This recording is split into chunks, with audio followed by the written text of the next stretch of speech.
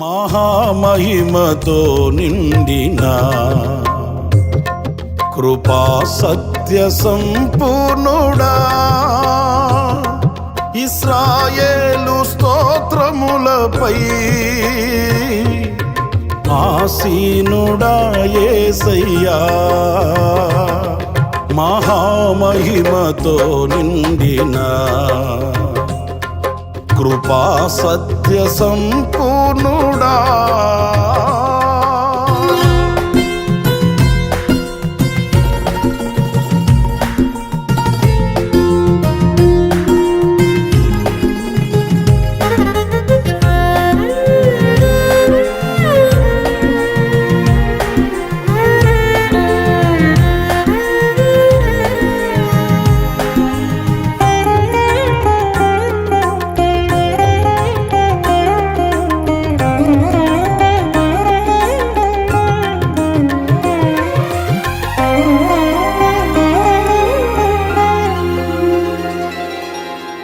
కరములు చాపి జలరాశులలో నుండి నన్ను లేవనెత్తితివి,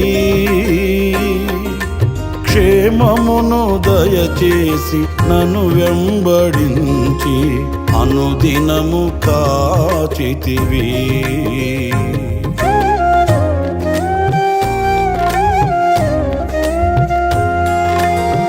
కరములు చాపి జలరాశులలో నుండి నన్ను లేవనెత్తితివి, క్షేమమును దయచేసి నన్ను వెంబడించి అనుదినము కాచితివి. అక్షయుడా ప్రేమను చూపి ఆదరించినావు, నిర్మలుడా బాహువు చాపి దీవించువాడవు. అక్షయుడా ప్రేమను చూపి ఆదరించినావు, నిర్మలుడా బాహువు చాపి దీవించువాడవు. మహామహిమతో నిండిన కృపా సత్య సంపూర్ణుడా, ఇశ్రాయేలు స్తోత్రములపై ఆసీనుడా యేసయ్యా, మహామహిమతో నిండిన కృపా సత్య సంపూర్ణుడా.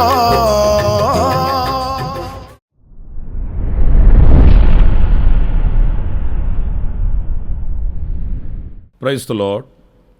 ప్రభు అయిన యేసుక్రీస్తు ప్రశస్త నామంలో మీ అందరికీ మా హోసన్నా మినిస్ట్రీస్ తరపున హృదయపూర్వకమైన వందనాలు తెలియపరుస్తున్నాను. ఈ దినమంతా విశేషమైన కృప నా దేవుడు మీకు అనుగ్రహించునుగాక.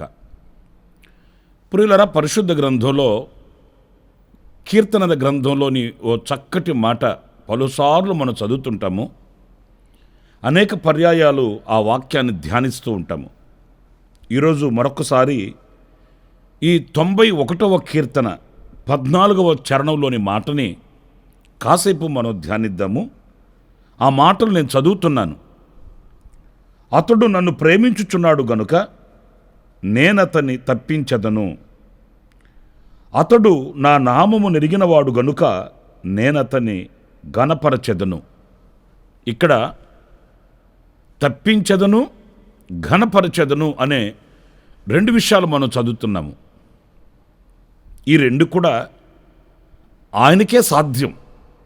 అంటే మన ప్రభు ఈ రెండు కార్యాలు చేయుటకు సామర్థ్యత కలిగిన దేవుడు అనేది ఈ వాక్యంలో మనం గమనించాలి. ఎందుకంటే తప్పించదను అనే మాట చాలా శక్తి కలిగిన మాట. ప్రతి వ్యక్తికి కొన్ని పరిధులు ఉంటాయి. ఆ పరిధి దాటి ఎవరు కూడా ఏ సాహస కార్యాన్ని చేయలేడు. పరిధి లేని ఒక శక్తి కలిగిన దేవుడే మనం ఆరాధించుచున్న మన ప్రభు అయిన యేసుక్రీస్తు. కొన్ని దృశ్యంగాను మరికొన్ని అదృశ్యంగాను మన ఎదుట నిలుస్తాయి. వాటిలన్నిటిని చూడగలిగిన దేవుడు కూడా ఆయనేనండి. ఆయన అంతటి శక్తి కలిగిన దేవుడు గనుక ఆయన తప్పించుటకు శక్తిగల దేవుడు. రెండవది, ఘనపరచుటకు కూడా ఆయనే శక్తిగల దేవుడు. ఎందుకంటే మనుషుల ఘనతలు వేరు, దేవుని ఘనత వేరు. ఒకరిని ఆయన పెంట దిబ్బలలో నుండి పైకి లేవనెత్తి ఉన్నత స్థలముల మీద నడువ చేస్తాడట. అధికారులతో కూడా వారిని కూర్చుండబెడతాడట. ఇవన్నీ పలుసార్లు మనం పరిశుద్ధ గ్రంథంలో చదువుతున్న వాక్య భాగాలు. అయితే ఈ పూట నేను ధ్యానాంశంగా మీతో చెప్పవలసిన మాట ఏంటంటే, ఆయన మనల్ని తప్పిస్తాను అని చెప్తున్నాడు. మనం ఆయనను ప్రేమించుచున్నాం గనుక ఆయన మనల్ని తప్పిస్తాడట. దేనిలో నుండి తప్పిస్తాడు? అనేక విషయాలు ఉన్నప్పటికీ కొన్ని విషయాలు ఈ పూట మనం ధ్యానిద్దాము. 56వ కీర్తన 12వ చరణంలో మనం చదివినప్పుడు, జారి పడకుండా నీవు నా పాదములను తప్పించి ఉన్నావు అనే మాట మనం చదువుతాము. ప్రియా దేవుని బిడ్డలారా, చూడండి, మన కాళ్ళు జారిపోకుండా, అంటే మనము దేవునికి విరోధమైన కార్యములు సాహసించి చేయకుండా, దేవునికి మనము దూరము కాకుండా, ఆయనకి వెన్నుచూపి లోకానికి ముఖము చూపి దేవుని ప్రేమను విస్మరించకుండా, ఆయన మన నడకను, మన మార్గములను, లేక మన పాదములను ఆయన కాపాడుతాడు అనేది ఈ విషయంలో మనం గమనించాలండి. ప్రియులారా, ఈ రోజున చాలామంది రక్షింపబడిన వారు అని పిలువబడిన వారైనప్పటికీ కూడా, క్రైస్తవులు అని పేరు పెట్టబడిన వారైనప్పటికీ కూడా, ఈరోజు ఆ దేవుని ప్రేమను స్మరించలేని, సర్వశక్తి కలిగిన దేవుని యొక్క ప్రణాళికను గుర్తించలేని ఒక వెనుకబడినటువంటి స్థితిగతుల మధ్య చాలామంది కనిపిస్తున్నారండి. ప్రియా దేవుని బిడ్డలారా, ఎందుకు వాళ్ళకి అలా జరిగింది? ఆయన వారిని కాపాడలేకపోయాడా అనంటే కానే కాదు. వాళ్ళు దేవునిని ప్రేమించే ప్రేమలో వాళ్ళు సన్నగిల్లిపోయారు. దేవునిని ప్రేమించవలసిన వాళ్ళు మరి దేనినో ప్రేమించడం ప్రారంభించారు. ఎందుకంటే వాక్యం సజీవమైనది, వాక్యం శక్తి కలిగినది.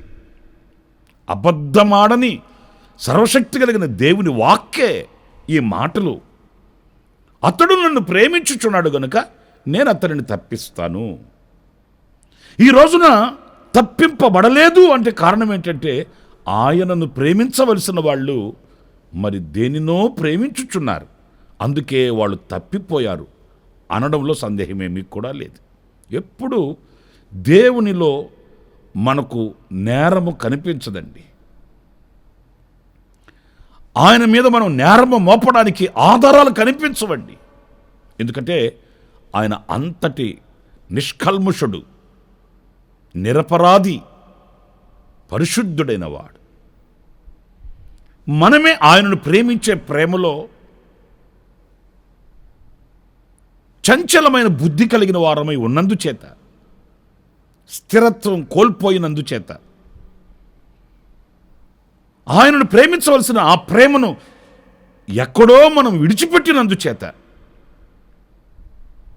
ప్రియా దేవుని బిడ్డలారా, మన పాదములు జారే స్థితికి దిగజారుతున్నాము అనేది మనం గమనించి ఆయనను పూర్ణంగా ప్రేమించడం నేర్చుకుంటే మన పాదములను జారిపడకుండా ఆయన తప్పిస్తాడట.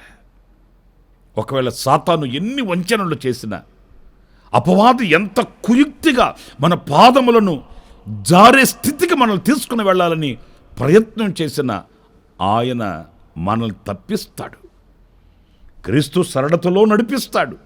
క్రీస్తు అనే బండ మీద మనలను నిలబెడతాడు. గనుక సాతాను సిగ్గుపడిపోతాడు. ప్రభు ఎదుట మనం సాక్షిగా నిలబడగలుగుతాము అనేది మనం గమనించాలి. ఆ పాదములను ఆయన తప్పిస్తాడు జారిపడకుండా అన్నప్పుడు ఆయనను ప్రేమించే ఆ ప్రేమలో మనం సన్నగిల్లిపోకుండా చూసుకునవలసిన బాధ్యత మన మీద ఉంటుంది అనేది ఇక్కడ మనం నేర్చుకునవలసిన ఓ పాఠం. మరొక విషయాన్ని నేను మీతో చెప్తాను. అదేంటంటే, మత్తయి సువార్త 6వ అధ్యాయం 13వ వాక్యాన్ని నేను చదువుతున్నాను. మమ్మును శోధనలోకి తేక దుష్టుని నుండి మమ్మును తప్పింపుము. పురులరా, చూడండి వాక్య భాగంలో శోధనలలో నుండి, అంటే ఆ శోధనను కలిగించే ఆ దుష్టుని నుండి ఆయన మనం తప్పిస్తాడట. సాతాను ఎప్పుడు కూడా శోధిస్తాడండి, శోధనలు తీసుకుని వచ్చి పెడతాడు. మనము విశ్వాసముతోనూ పరిశుద్ధతతోనూ నిరీక్షణతోనూ క్రీస్తు యొక్క శక్తి కలిగిన వారమై ఉండడం ఈ అపవాదికి, ఈ సాతానికి ఎంత మాత్రం ఇష్టం ఉండదండి. మీరు ఆదిలో చూడండి, ఎంత అల్లారు ముద్దుగా ఉన్నారు దేవునితో.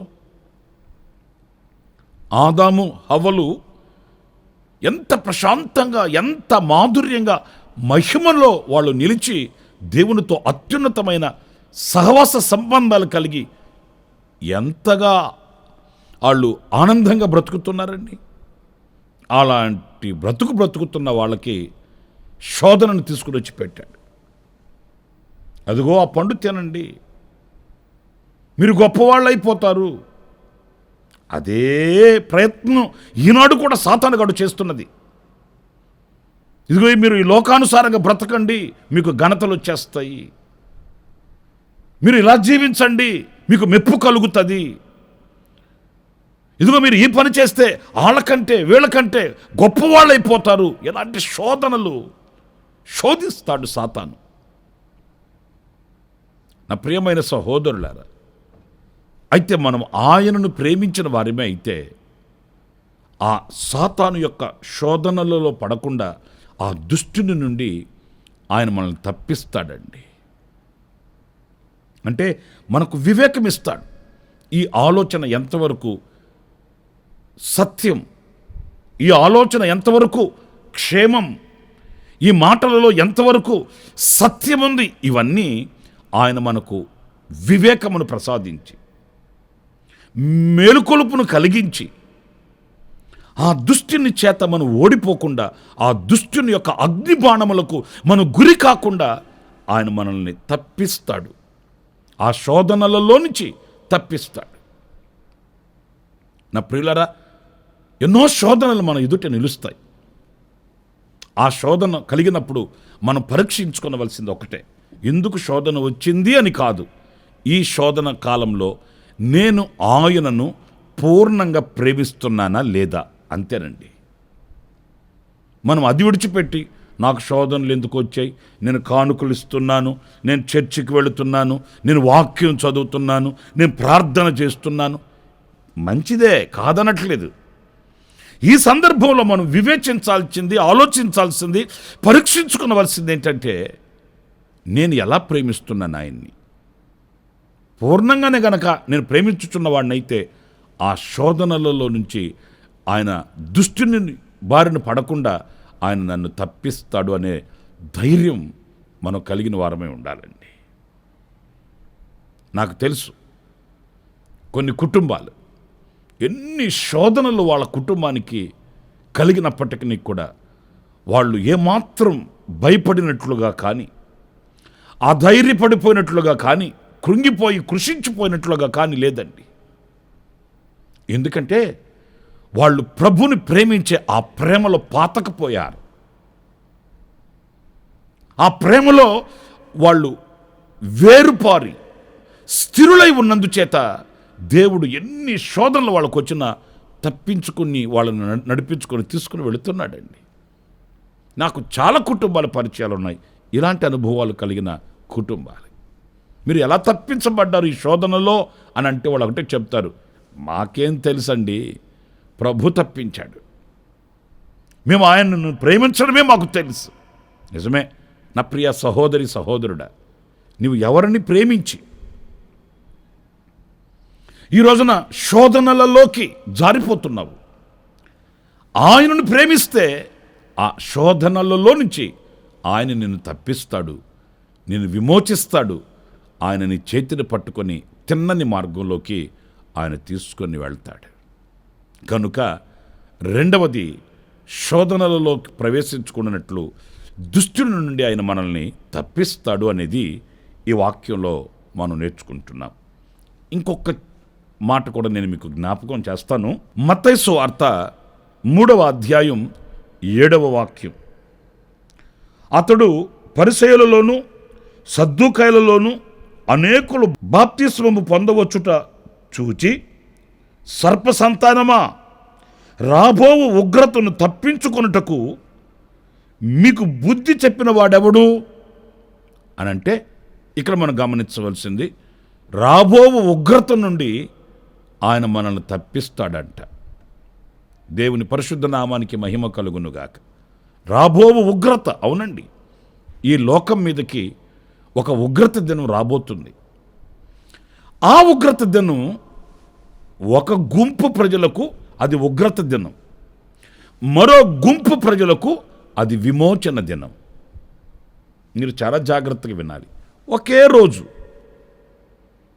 లోకస్తులకి, లోక సంబంధమైన వ్యక్తులకి అది ఉగ్రత దినం. ఎవరైతే రక్షింపబడి బాప్తిస్మమును పొంది పరిశుద్ధాత్మను పొంది ఆయన సంఘములు స్థిరపరచబడిన వారై పరిశుద్ధ నీతి వస్త్రాలతో అలంకరించబడుతూ ఉన్నారో వారికి విమోచన దినం. మరి మీరు ఆలోచించుకోండి, ఆ రోజు మనం ఈ గుంపుకు చెందిన వాళ్ళమా, ఆ గుంపుకు చెందిన వాళ్ళమా? మనము ఆయనను పూర్ణంగా ప్రేమించుచున్న వారమే అయితే ఆ ఉగ్రత దినమందు మనం విడువబడి ఉగ్రత పాలయ్యే వాళ్ళ జాబితాలో ఉండకుండా ఆయన మనల్ని తప్పిస్తాడట. ప్రియమైన వారలారా, ప్రభు ప్రత్యక్షమైన ఆనాడు కన్ను రెప్పపాటులో మనం రూపాంతరం చెందాలి. ఈ దేన శరీరము మహిమ కలిగిన శరీరముగా మార్చబడాలి. ఆయనతో యుగాయుగములు ఉండుటకు మనం కొనుపోబడాలి. అన్నప్పుడు మనము ఈ లోక సంబంధమైన వ్యక్తులము కాదు, నేను విమోచించబడిన వ్యక్తిని, ఈ ఉగ్రత దినములో నేను నిలవకూడదు అనే ఆ ధ్యాస లేక ఆ తలంపు ఎప్పుడు మన మధ్యలో నిలిచి ఉండాలి, మనసులో ఉండాలండి. ఏదో కొంతకాలం భక్తి చేయడం, ఆ భక్తి చేస్తున్నాను అని సంతృప్తి పొందడం కాదు, కానీ ఈ భక్తి వలన, ఈ పవిత్రమైన మార్గము వలన ఉగ్రతలో నుండి నేను తప్పింపబడుతాను అనే యోచన మనకు కలిగినప్పుడు మనం చేసే ఈ భక్తిని మనము వీడక వెంబడించగలుగుతాము. ఆ భక్తిలోని శక్తిని ఆశ్రయించగలుగుతామండి.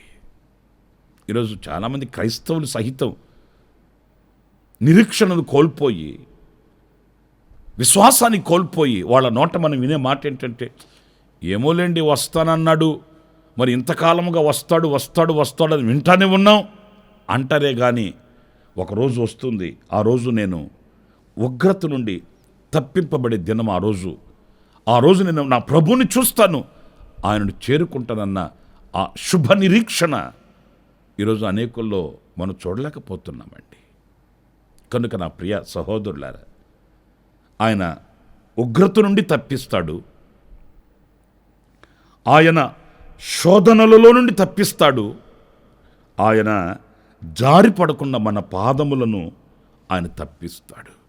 ఎందుకంటే మనము ఆయనను ప్రేమించుచున్నాము గనుక, మన హృదయము నిండా ఆయనను నింపుకొని ఉన్నాం గనుక, ఆయననే మనము రాజుగా స్థాపించుకున్నాము గనుక, మన మధ్యలో ఆయనే రారాజుగా నిలిచిపోయాడు గనుక, ఆయనే మన ప్రేమకు ఆధారము గనుక తప్పనిసరిగా ఆయన మనల్ని తప్పిస్తాడు, ఆయన మనల్ని ఘనపరుస్తాడు. దేవుని కృప సదాకాలం మీకు తోడై ఉండుగాక. తలలు ఉంచండి, చిన్న ప్రార్థన చేసుకుందాం. కృపా సత్య సంపూర్ణుడ, జీవాధిపతి అయిన ప్రభువా, మీకు వందనాలు నాయనా. నీవు మహోన్నతుడు, మహోపకారివి. నిన్ను ప్రేమించు వారిని తప్పిస్తానని మీ లేఖనాలలో వ్రాసిన మాటల్ని తలపోసుకోవడానికి మీరు ఇచ్చిన తరుణం కొరకు ఆయనకి స్తోత్రం. నిజమే ప్రభువా, మా పాదములు జారిపోకుండా నువ్వు తప్పించే దేవుడవు. శోధనలలోనికి తేక దుష్టుని నుండి మమ్మల్ని తప్పించే దేవుడవు. రాబో ఉగ్రత నుండి మమ్మల్ని తప్పించే దేవుడవు. అయినా మా చేయి పట్టుకొని మీరు నడిపించండి. మేము మిమ్మల్ని పూర్ణంగా ప్రేమించే వివేకమును మీరు మాకు అనుగ్రహించి నడిపించండి. మమ్మల్ని ఒక్కొక్కరిని మీ చేతులకు సమర్పించుకుంటూ ఈ ప్రార్థనలో ఏకీభవించిన ఒక్కొక్కరి మీద మీ నిండైన దీవెన, మీ యొక్క బలమైన కనుదృష్టి ఉంచి బలపరచమని ప్రశస్త నామములో ప్రార్థించి వేడుకొనుచున్నాను తండ్రి. ఆమేన్. ఆమేన్. ప్రభు మిమ్మల్ని దీవించి ఆశీర్వదించునుగాక. ఈ దినమంతా విశేషమైన కృప మీకు తోడై ఉండుగాక. ఆమేన్. ప్రతిదినము ఈ అనుదిన కృపాను సందేశముల కొరకు, ఇంకా మరిన్ని ఆత్మ సంబంధమైన సందేశాల కొరకు ఈ మా యూట్యూబ్ ఛానల్ ను సబ్స్క్రైబ్ చేసుకోండి. Pastor Ramesh hosanna ministries.